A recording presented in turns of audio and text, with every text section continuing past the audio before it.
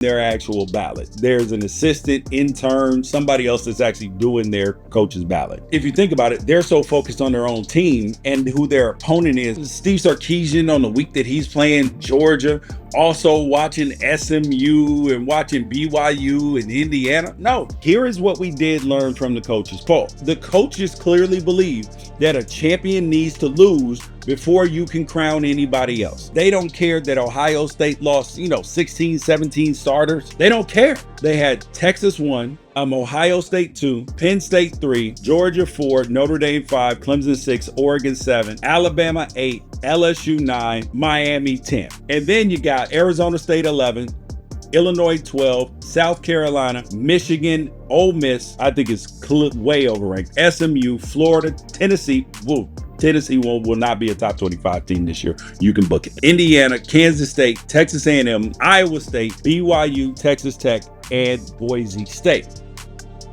First of all, it creates a preseason number 1 and number 2 of Texas and Ohio State. Let's say that Texas goes out and beats Ohio State, and then Texas goes and loses 2 or 3 Big Ten games. And mind you, both of these teams are breaking in new starting quarterbacks. Texas is breaking in a new offensive line. Ohio State lost a lot of starters. So are we going to judge that at the beginning of the season? But the point is that it sets it up. And I do believe that this coaches poll is going to impact the AP poll that is going to be coming out soon as well. It is 100%, because there's no way that people don't see this poll. There's no way. And then the other part is that they are split on Clemson, because Clemson got 2 first place votes. Think about this. Clemson got 2 first place votes and still finished behind Notre Dame, who got in 6th place, who got no first place vote. For Clemson to finish 6th and get 2 first place votes, that means you got people putting Clemson 10, 11, 12 for them to finish 6th. And I find that interesting, because I got Clemson as number 1, but people are looking at history. They're looking at ACC bias. They don't believe in, I guess, Cade Klubnik, while they believe in Drew Allar and other mysterious quarterbacks. They believe in Gunnar Stockton at Georgia. They believe in all these guys. And whoever Notre Dame is trotting out there, was a car, more than they believe in what Dabo's doing over at Clemson. Just saying. Another thing notable was that Oklahoma's not in this top 25. They were at number 26. So what does this say about the hope over there at Norman? Because this is the first time 25, 26 years, something like that, that they were not in the preseason top 25 of the coaches poll. Who said your boy don't know ball? My Unafraid show preseason top 25. Oh, the comments were crazy. Oh, you don't know ball. You don't know what you're talking about, George. Blah, blah, blah. Well, I put mine out over a month and a half before the coaches poll even came out. And you know what? Interesting. Same top 12 as the Unafraid show top 12. But honestly, those are the ones that are easy to get right. And it just shows you that I'm not over here on the crazy island. But here is what you have to notice and pay attention to. And I'm going to take you through the top 12 in a moment to see where the coaches and I disagree. But first, let's look at the teams that are outside the top 12 and how that they had them ranked. Well, actually, first of all, go over to Unafraid Show, watch my top 25 video. We'll put a link in the comment for it, the way you can, check it out and watch the comments as well. So you got Boise State coming in at number 25. And I believe that that's probably because the coaches wanted to make sure that they included at least one at-large team on their ballot. And Boise State was last year's college football playoff representative from the G5. And I don't have them in my top 25. But I do believe that it's understandable. Now, UNLV is my pick this year to make this the college football playoff over Boise. But it's not crazy to have Boise in this spot. But there's no Ashton Jeanty. Their quarterback Maddox just okay, I believe. But if he takes a big step forward, they have a chance to get in. The coaches have Texas Tech at 24. That's not far off from where I have them at 21. And this is the highest expectations, and we're being real, the highest expectations that the Red Raiders have had coming into a season in almost 2 decades.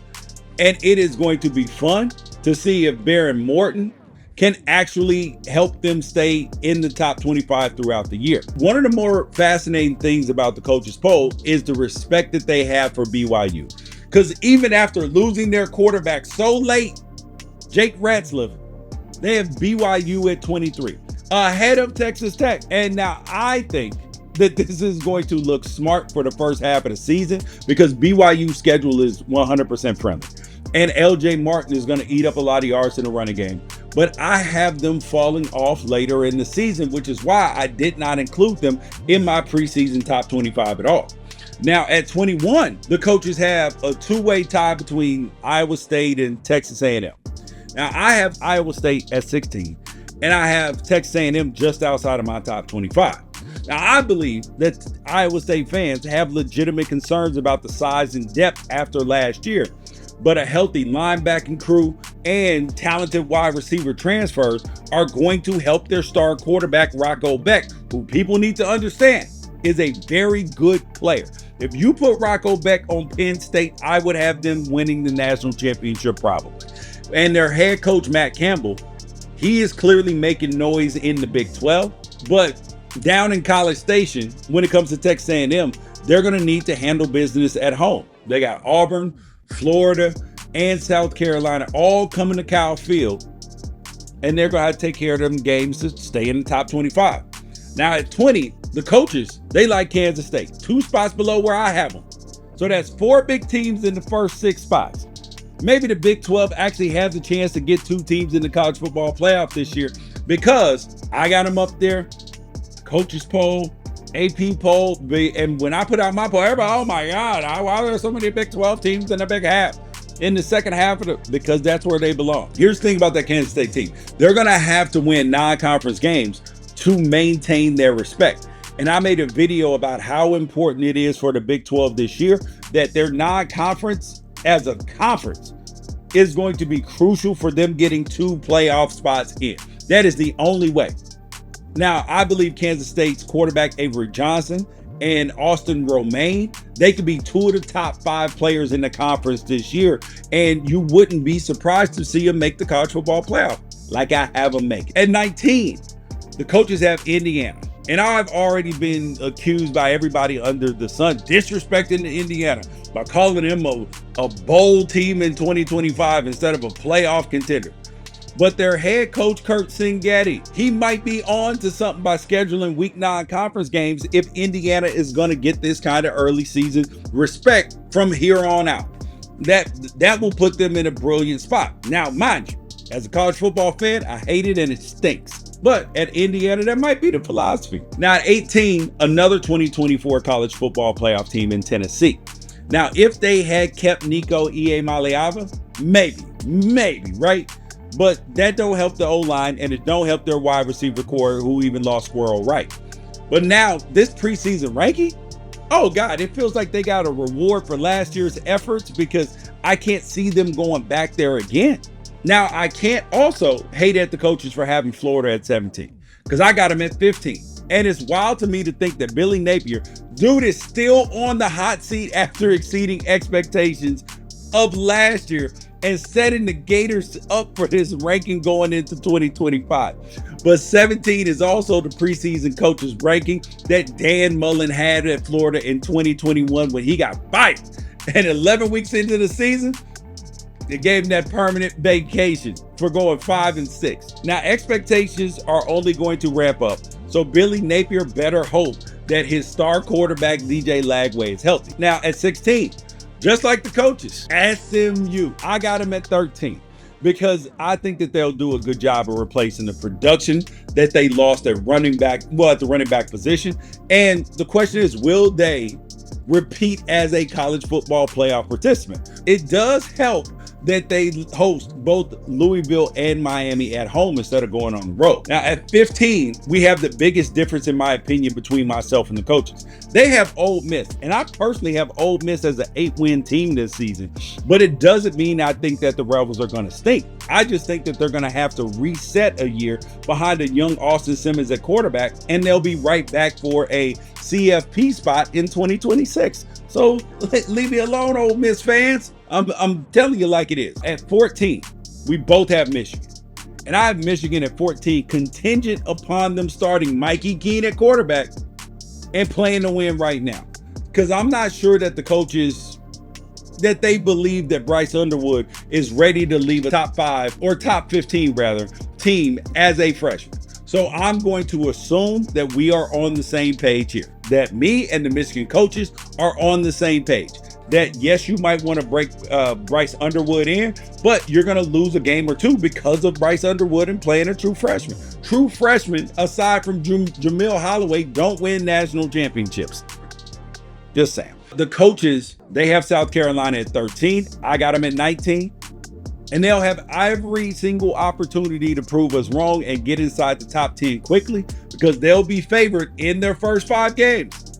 And then they'll get the privilege of heading down to Baton Rouge to play LSU. Now, before we get to the top 12, who else did I have in my top 25 that weren't in the coaches' top 25?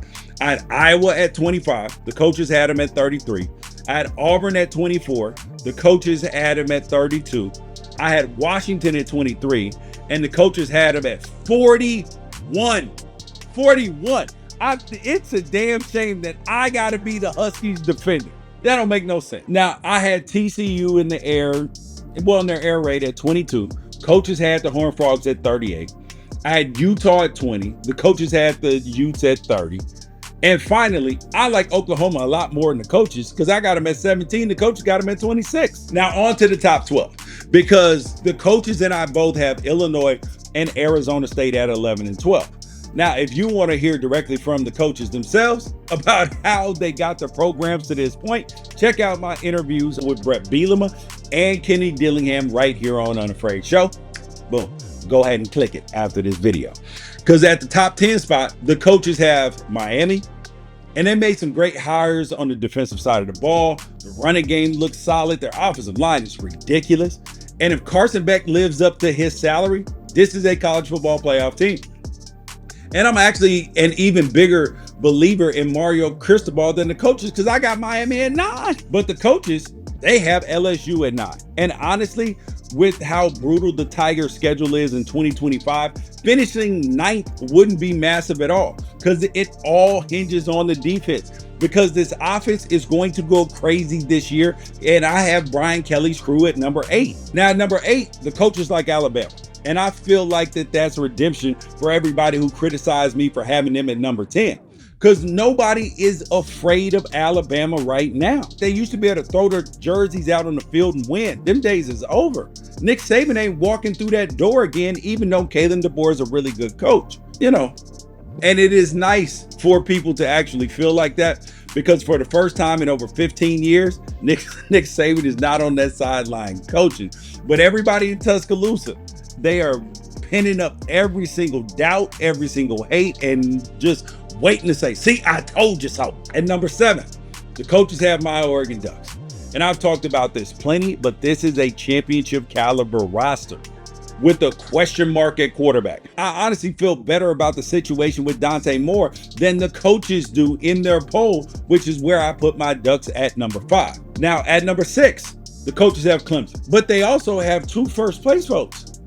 So where are the 2 geniuses that out there that are like me that have Clemson's roster in 2025 as the best in college football with their coaching, with their players, with their quarterback, and everything in between? At number 5, Notre Dame. The Fighting Irish are the only team in the coaches' top 6 that did not get any first place votes. And I got Notre Dame at number 6. And whichever quarterback they go with, whether it's CJ Carr or Kenny Minchie, they will have everything that they need to succeed. Physical offensive line, one of the top running backs in all of college football, and some good transfer wideouts. Now, maybe they'll make another run to the championship game, but I have them at number 6. Now, with 3 first place votes, the coaches have Georgia at number 4. I got them at number 7. I've talked to a bunch of Georgia people, even here on Unafraid Show, and they don't believe like that yet. And I'm definitely not as high on this roster, especially with all the unproven D-line talent. Now, they might turn out to be good, but we got to make sure that Gunnar Stockton, that he eliminates turnovers, and then Nate Frazier carries the ball at least 20 times a game. And they can actually catch the ball this season. If they do that, they are a CFP team. Number 3, the coaches. Oh, they like Penn State. Oh, the Nittany Lions got 14 first place votes. I got Penn State at number 3 as well. But they're also my top Big Ten team and the coaches have a different Big Ten team ahead of them. Now, we'll talk about that in just a second. I love Penn State's roster. I do.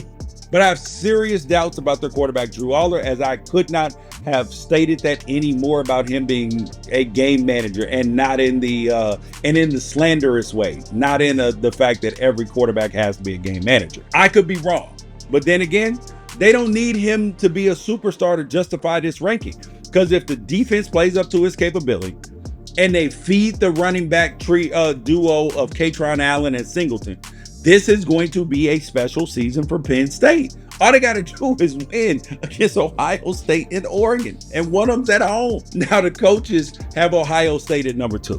21st place votes. I got Ohio State at number 4. I would have never considered giving them the nod to be number 1 after everything that they lost. Let's recap in case you don't know. The offensive coordinator, the defensive coordinator, 14 NFL draft picks, all gone. Now, it doesn't mean that they can't repeat as champions, because they won it all from the 8 seed last year. But the idea that they're the number 1 team out the gate, that ain't even something that I could have even considered at all. Maybe the coaches believe something that I don't, or maybe that they just believe that they should be dethroned on the field and not just in the preseason poll, which probably is it. And finally, at number 1, with 28 first place votes, the Texas Longhorns.